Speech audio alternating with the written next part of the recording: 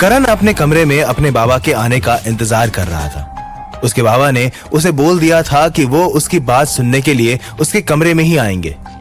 करण के मन में यही विचार चल रहा था कि वो अपने बाबा के सामने कैसे कुछ बोलेगा और क्या बोलेगा। उसकी धड़कन भी अब समय के साथ साथ तेज होती जा रही थी। वो जो बात कुलपति जी को बताने वाला है, उसे वो बात उन्हें बतानी चाहिए या नहीं, यही विचार उसकी घबराहट बढ़ा रहा था। दूसरी तरफ उधर केशव अपने पिता की बात सुनकर खामोश होकर बैठ जाता है। उसे कुछ सूझता नहीं है कि वो क्या करे। अगर डाकू भैरव सिंह से लड़ने के लिए नहीं गया तो सब उसे कमजोर समझेंगे, और अगर गया तो उसके पिता नाराज हो जाएंगे और करण को मारने का प्लान भी चौपट हो जाएगा। उसे इस तरह खामोश बैठा देखकर उसके पिता उससे कहते हैं, केशव, तुम्हें मेरी बात माननी पड़ेगी। तुम हर बार अपनी बात मुझसे मनवाते आए हो, लेकिन इस बार मैं तुम्हारी एक भी नहीं सुनने वाला हूं।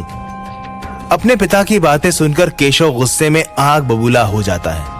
वो गुस्से में खड़ा होता है और अपने पैर से कुर्सी को लात मारकर बहुत दूर फेंक देता है और अपने पिता से गुस्से में कहता है, क्या करूं मैं पिताजी? एक तरफ उस कुलपति ने मुझे उस पंडित के बेटे को छुड़ाने की जिम्मेदारी दे रखी है और दूसरी तरफ आप मेरी बात समझने को तैयार ही नहीं है, और इस चक्कर में करण को मारने का प्लान भी बिगड़ जाएगा। कोई प्लान नहीं बिगड़ेगा केशव, तुम थोड़ा धीरज रखो। मैं कुलपति जी से बात करूंगा, वो तुम्हारी जगह किसी और को भेजेगा। मैं उससे कहूंगा कि अपने उस इडियट राजकुमार करण को भेज दे। वो करण को भेज देगा तो हमें वैसे भी फिर कुछ प्लान करने की जरूरत ही नहीं पड़ेगी। डाकू भैरव सिंह उसका कीमा बना देगा। केशव के पिता केशव से उसकी बात को पूरा करते हुए कहते हैं। अपने पिता की बात के खत्म होते ही केशव झट से अपने पिता से चिढ़ते हुए कहता है, पिताजी, आप बस मेरी फालतू में चिंता कर रहे हैं। आपको मेरी इज्जत की कोई परवाह नहीं है। अगर ये बात सबको पता चल गई तो आप जानते हैं ना, मेरी इज्जत सस्ते भाव में बिक जाएगी। ये पूरा गांव मुझे ऐसे ही शक्तिशाली योद्धा नहीं समझता। मैंने भैरव सिंह को और उसके जैसे अच्छों को अपनी योग शक्तियों से पानी पिलाया है, और ये बात पूरा गांव जानता है, और आप खुद भी ये अच्छे से जानते हैं। हाँ जानता हूँ, लेकिन मुझे तुम्हारी चिंता हो रही है। जिस तरह से पिछली बार तुमने भैरव सिंह को हराया था, उससे उसकी इज्जत का कचरा हो गया था, और वो इस बार अपना बदला लेने के लिए हमारे खानदान के ऊपर बहुत दिनों से नजरें जमाए बैठा है। उसे पता था कि अगर वो पंडित के बेटे को किडनैप कर लेगा तो उसे छुड़ाने हमारे खानदान में से जरूर कोई ना कोई जाएगा। केशव के पिता केशव की बात को पूरा करते हुए कहते हैं। अपने पिता की डरावनी बातें सुनकर केशव को गुस्सा आता है। वो अपनी छाती में जोरदार मुक्का मारते हुए कहता है, मुझे किसी भी चीज से कोई फर्क नहीं पड़ता पिताजी। भैरव सिंह जैसे अगर 8 आदमी भी मुझसे एक साथ भिड़े तो भी मैं उन 8 आदमियों पर अकेला ही भारी पड़ूंगा, और जब मैं उस भैरव सिंह को मारकर पंडित के बेटे को साथ लेकर आऊंगा तो पूरा नगर मेरा सम्मान करेगा, और फिर कुलपति जी को कंपटीशन का कोटा मुझे ही सौंपना पड़ेगा। केशव की बातें सुनकर उसके पिता बहुत देर तक सोचते हैं। फिर वो केशव की हाँ में हाँ मिलाकर कहते हैं, ठीक है बेटा केशव, ये तुम्हारा फैसला है, तुम सही कह रहे हो। अगर तुम भैरव सिंह से लड़ने के लिए नहीं गए तो पूरे नगर में तुम्हारी इज्जत का कचरा हो जाएगा, और मैं कभी नहीं चाहूंगा कि कोई मेरे बेटे को कमजोर समझे। और तुम जब उसे हराकर लौटकर आओगे तो पूरे नगर में तुम्हारी वाहवाही होगी और करण की इज्जत लोगों की नजरों में और गिर जाएगी।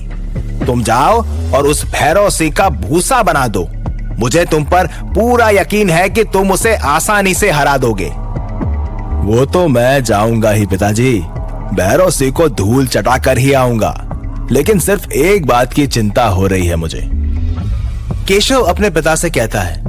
केशव की बात सुनकर उसके पिता उससे पूछते हैं, क्या हुआ केशव, किस बात की चिंता हो रही है तुम्हें? अगर मैं चला गया तो फिर पता नहीं करण को मारने का मौका दोबारा कब मिलेगा।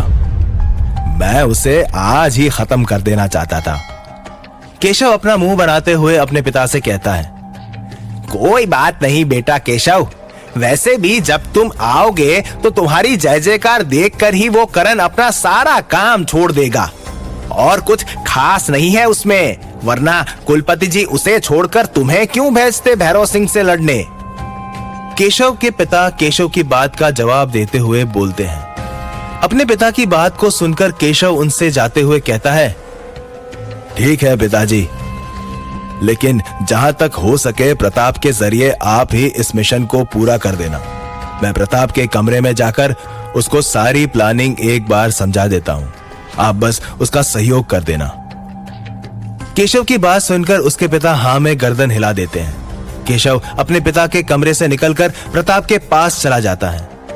उधर करण अपने कमरे में अकेला औषधियों को जमा करके बैठा हुआ था। तभी उसे पीछे से किसी के आने की आहट महसूस हुई। वो पीछे मुड़ा तो उसने देखा कि उसके बाबा दरवाजे पर खड़े थे। अपने बाबा को दरवाजे पर देखकर करण झट से उनसे कहता है, बाबा आप ऐसे दरवाजे पर क्यों खड़े हैं, अंदर आइए ना। करण की बात सुनकर कुलपति जी अंदर केशव के पास जाकर कहते हैं, अब बोलो करण, क्या बात करनी थी तुम्हें मुझसे। अपने पिता को अपने कमरे में देखकर और उनके मुंह से ये बात सुनकर वो तुरंत बोल पड़ता है, बाबा आप मेरी बात सुनने के लिए मेरे कमरे में आए, मुझे बुला लिया होता तो मैं खुद ही आपके पास दौड़ा चला आता। अरे कोई बात नहीं करण, तुम मेरे पास आओ या मैं तुम्हारे पास आऊं, एक ही बात है। अब जल्दी से बताओ कि मुझसे क्या कहने वाले थे तुम। करण केशव और प्रताप की सारी बातें कल रात सुन चुका था। उसके बाद से उसे एक पल भी चैन नहीं था। वो सोच में डूबा हुआ था कि उसके बाबा उससे खुद ही पूछने के लिए आ गए। वो बहुत सोच रहा था कि अपने बाबा को ये बात बताए कि नहीं बताए। उसके जहन में कई सारी चीजें चल रही थी। अगर वो बाबा को केशव की असलियत बता देगा कि वो उसे मारना चाहता है तो कुलपति होने के नाते वो केशव और प्रताप को गांव और बिरादरी से निकाला दे देंगे और उनकी इज्जत का कचरा समाज में फैलेगा, वो अलग। वो बस केशव और प्रताप के बारे में ही सोच रहा था, लेकिन फिर वो सोचता है कि अगर ये बात उसने बाबा को बता दी तो फिर केशव और उसमें फर्क ही क्या रह जाएगा। केशव को सबक ऐसे नहीं कुछ बड़ा करके सिखाना होगा। करण इसी सोच में डूबता ही जा रहा था। उसे समझ नहीं आ रहा था कि वो अपने बाबा से क्या कहे। इधर प्रताप के कमरे में पहुंचते ही केशव उस पर धाक जमाते हुए कहता है, प्रताप आज रात को मैं डाकू भैरव सिंह से लड़ने के लिए जा रहा हूं। और केशव अपनी पूरी बात प्रताप को बताने ही वाला था कि प्रताप उसकी बात को बीच में ही काटते हुए कहता है, क्या तुम डाकू भैरव सिंह से लड़ने के लिए जा रहे हो? लेकिन क्यों? उसने तुम्हारा क्या बिगाड़ लिया है? पिछली बार तो तुमने उसे बुरी तरह हरा दिया था, फिर इस बार अब क्यों उससे लड़ने के लिए जा रहे हो? पहले पूरी बात तो सुन लिया करो, फिर अपनी बकबक कर लिया करो। हर बार पूरी बात सुने बिना ही बीच में बोल देते हो। केशव प्रताप से वजनदार आवाज में चिल्लाते हुए कहता है। केशव को भड़कता हुआ देखकर प्रताप माफी मांगते हुए कहता है, मास्टर केशव माफ कर देना, लेकिन आपको तो पता ही है ना कि डाकू भैरव सिंह हमसे बदला लेने के लिए कब से तैयार बैठा है। बदला बदला बदला, तंग आ गया हूं मैं सुन सुन के। मैं भैरव सिंह जैसे 8 आदमियों को एक साथ मारने की हिम्मत रखता हूं, समझे तुम?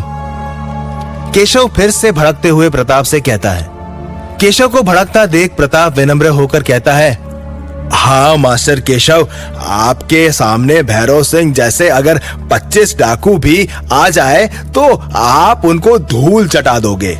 लेकिन मुझे ये बताइए कि आपको एक मिशन अधूरा छोड़ के डाकू भैरव सिंह के पास जाना क्यों है? केशव को कुलपति जी ने जो भी बात बताई थी कि उसे डाकू भैरव सिंह से लड़ने के लिए क्यों जाना है, वो पूरी बात केशव प्रताप को सुना देता है। प्रताप केशव की बात सुनकर झट से बोल पड़ता है, लेकिन मास्टर केशव, उस पंडित के बेटे को बचाने से हमारा क्या फायदा होगा? हमारा तो करण वाला मिशन भी फेल हो जाएगा। प्रताप के मुंह से बेतुकी बातें सुनकर केशव अपने सिर को पीटते हुए उससे कहता है, काश कि तुम में जितनी ताकत है उतनी बुद्धि भी होती, तो आज मुझे मेरा दिमाग नहीं खोखला करना पड़ता तुम्हारे आगे। तुम्हारा हर बार का यही नाटक है, कोई बात तुम्हें ठीक से समझनी ही नहीं होती है। प्रताप, मैं कुछ नहीं जानता, अगर आज तुमने मेरे जाने के बाद करण वाले मिशन को पूरा नहीं किया तो मुझसे बुरा कोई नहीं होगा। बहुत हो गया तुम्हारा नाटक। तुम्हें इसीलिए नहीं रखा कि तुम बस अपने फालतू सवालों से सिर चाटो। आज तुम्हें किसी भी कंडीशन में ये काम करना ही होगा। केशव को भड़कता हुआ देखकर और उसकी मिशन वाली बात सुनकर प्रताप केशव से धीमी आवाज में कहता है, लेकिन मास्टर केशव, अगर करण वहां गया ही नहीं तो? इधर करण अपने कमरे में अपने बाबा के सामने खड़ा ये सोच रहा था कि उन्हें केशव और उसके परिवार की सच्चाई बताएं या उससे अपने लेवल पर ही निपटने की प्लानिंग करें। क्या करण दोबारा रात को औषधालय में जाएगा? क्या केशव भैरव सिंह से बच के घर आ पाएगा?